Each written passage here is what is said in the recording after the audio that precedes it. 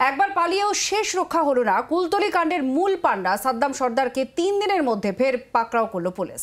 বাড়ির অদূরেই মাছের ভেড়িতে গা ঢাকা দিয়েছিল সাদ্দাম। বুধবার রাতে অভিযান চালিয়ে তাকে গ্রেপ্তার করল কুলতলি থানার পুলিশ।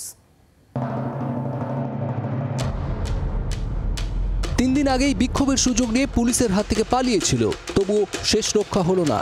বুধবার রাতে ফের পুলিশের জালে ধরা পড়ল কুলতলির নকল সোনার কারবারি সাদ্দাম সর্দার। বৃহস্পতিবার ধৃতকে 12 দিনের পুলিশ হেফাজতের নির্দেশ দিয়েছে বারুইপুর আদালত। এদিন সাংবাদিক বৈঠক করে বারুইপুর জেলা পুলিশ জানিয়েছে, কুলতলির ঝুপড়িঝাড়ার বানিরধল এলাকায় গা ঢাকা দিয়েছিল সাদ্দাম। একটি মাছের ভেড়ির আলা ঘরে লুকিয়েছিল। গোপন সূত্রে খবর পেয়ে বুধবার রাতে অভিযানে নামে কুলতলি থানার পুলিশ।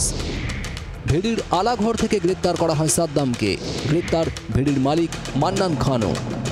নির্দিষ্ট তথ্যের ভিত্তিতে পুলিশ খবর পেয়ে এই জায়গা থেকে তাকে গ্রেপ্তার করা হয় এবং এই জায়গার যে অবস্থান, সেই অবস্থানটা একটু দেখাবো। যেমন আপনারা আলাঘরটা দেখলেন, ঠিক এই আলাঘরের পাশেই কিন্তু নদী বাঁধ এবং এখানে কিন্তু ঠাকুরান নদী।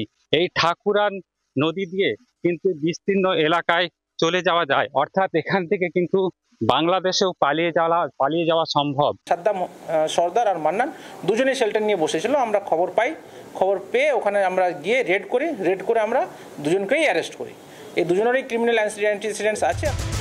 পুলিশ সূত্রে খবর, বাড়ি থেকে বেশি দূরে না পালালেও খুব ভেবেচিন্তেই বানিরধলে গা ঢাকা দিয়েছিল সাদ্দাম। সাধারণ গাড়ি তো দূরের কথা, সাইকেল ঠোকাও মুশকিল। ঠিক যেখানে দাঁড়িয়ে রয়েছি এখানে অন্তত 5 থেকে 6 কিলোমিটার আগেই বড় গাড়ি থেমে যায়। তারপর ভেতরে আসার একমাত্র উপায় 2 চাকার যান, তা সে মোটর বাইক হোক বা সাইকেল। অতএব পুলিশ হঠাৎ করে বড় বাহিনী নিয়ে এসে এই এলাকা ঘিরে ফেলতে পারবে না, এমন একটা বিশ্বাস জন্মেছিল সাদ্দামের মধ্যে। এবং ঠিক সেই কারণেই সাদ্দাম লুকিয়ে রাখার জন্য বেছে নিয়েছিল এই জায়গাকেই। পুলিশের দাবি, ভেড়ির মালিক মান্নান খান জেরায় নিজেকে সিপিএম সদস্য বলে দাবি করেছেন। সিপিএম নেতৃত্ব পুলিশের দাবি উড়িয়ে দিলেও আক্রমণ করতে ছাড়ছে না জোড়াফুল শিবির।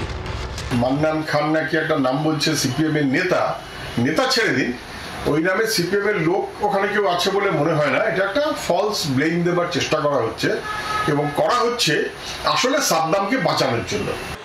তলায় তলায় বিজেপি সিপিএম এরা সমাজ বিরোধীদের আগের থেকে রাখতো, এখনো রাখে।